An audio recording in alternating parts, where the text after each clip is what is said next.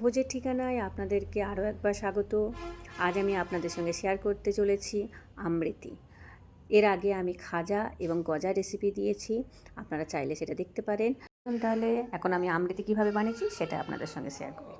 এখানে আমি আমৃতি বানানোর জন্য 1 কাপ পরিমাণ বিউলির ডাল নিয়েছি, যেটা আমি 2-3 ঘন্টা ভিজিয়ে নিয়েছি এবং আপনাদেরকে দেখিয়ে দিলাম কতটা সুন্দরভাবে ভিজেছে। খুব বেশিক্ষণ ভেজাবেন না, তাতে কিন্তু ডালে একটা গন্ধ আসে, যেটা জিলাপির মধ্যেও পাওয়া যায়। সেই জন্য আমি এখানে ডালটাকে 2-3 ঘন্টাই ভিজিয়েছি। এবার ডালটাকে আমি খুব ভালো করে পেস্ট করে দেবো, খুব স্মুথ পেস্ট হবে, যেন কোনো রকম দানা না থাকে। এবার এরকম একটা ফ্ল্যাট প্লেটের মধ্যে নিয়ে নেবো। এবার আমি থালাটাকে সরিয়ে এখন রেখে দেবো, দিয়ে একটু রস বানিয়ে নেবো। এখানে আমার একটু রস আগে থেকেই করা ছিল, কিছুদিন আগে আমি খাজার জন্য রস বানিয়েছিলাম, সেই রস ছিল। তার সঙ্গে আমি আরও প্রায় 1 কাপ মতো চিনি দিয়ে দিলাম, সামান্য একটু জলও দিয়ে দেবো। এর আগেও আমি কিভাবে রস তৈরি করি তা দেখিয়েছি, তবু আরেকবার এটা দেখিয়ে দিচ্ছি। রসটা খুব বেশি কিন্তু 1 তার বা 2 তারের এসব কিছু ব্যাপার নেই, খুব বেশি চিটচিটেরও ব্যাপার নেই, হালকা একটু চিটচিটে হলে হবে। এবার আমি ওপর থেকে একটু লেবুর রস দিয়ে দিলাম, ব্যাস এটাকে একটু ফুটিয়ে নিয়ে আমি সাইডে রেখে দেবো।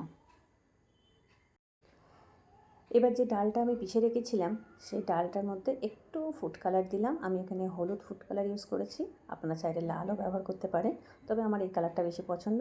ঠিক এবার এই রকম সার্কেল মোশনে এটাকে ফাটতে হবে, খুব ভালো করে ফেটাতে হবে। প্রায় 8-9 মিনিট কি 10 মিনিট এরকম ফেটালেই হবে। যখন দেখবেন ডালটা একটু হালকা হালকা হয়ে আসছে, ফ্যাটানতে গেলেই আপনি বুঝতে পারবেন। তবু যদি ভালো না বুঝতে পারেন, তাহলে এরকম একটা বাটিতে জল নিয়ে তার মধ্যে ডালটা দিয়ে দেখবেন। যদি দেখেন যেরকমভাবে ভেসে আছে, তাহলে বুঝে যাবেন আপনার ফ্যাটানোটা কমপ্লিট। এবার আমি এখানে একটা শক্ত মতন একটা পলি প্যাক এরকম নিয়ে নিয়েছি, যেটার ওই কোণের মধ্যে আমি এখানে ব্যাটারটাকে ভরে নিয়েছি।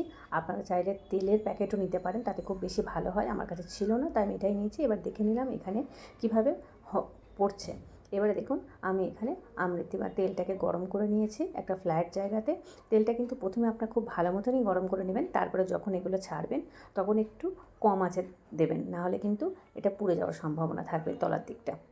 এবার এরকম একটা হাতার মধ্যে আগে হাতাটাকে তেলের মধ্যে ডুবিয়ে রাখবেন, না হলে কিন্তু আবার হাতার সঙ্গে ব্যাটারটা লেগে যাবে। তাই তেলের মধ্যে ডুবিয়ে রেখে এরকমভাবে আস্তে আস্তে করে দেবেন।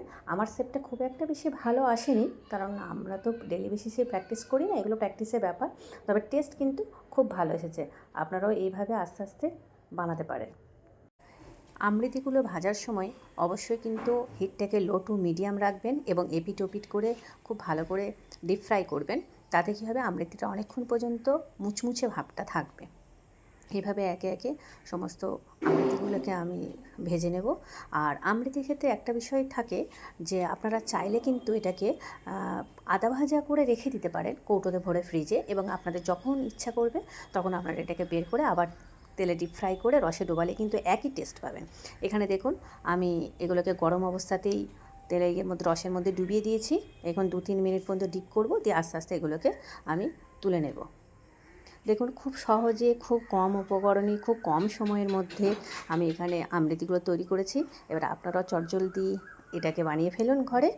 আর শুধু বানিয়ে ফেললেই হবে না, আপনারা অবশ্যই টেস্ট করে কিন্তু আমাকে কমেন্ট বক্সে জানাবেন কেমন হয়েছে।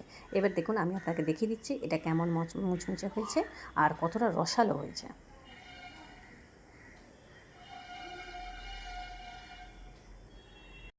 আমার রেসিপিগুলো যদি আপনাদের ভালো লেগে থাকে আর যদি নতুন কিছু রেসিপি পেতে চান, তাহলে অবশ্যই আমার চ্যানেলকে লাইক করতে, শেয়ার করতে আর সাবস্ক্রাইব করতে কিন্তু ভুলবেন না। এবং এতক্ষণ আমার সঙ্গে থাকার জন্য আপনাদেরকে অসংখ্য ধন্যবাদ।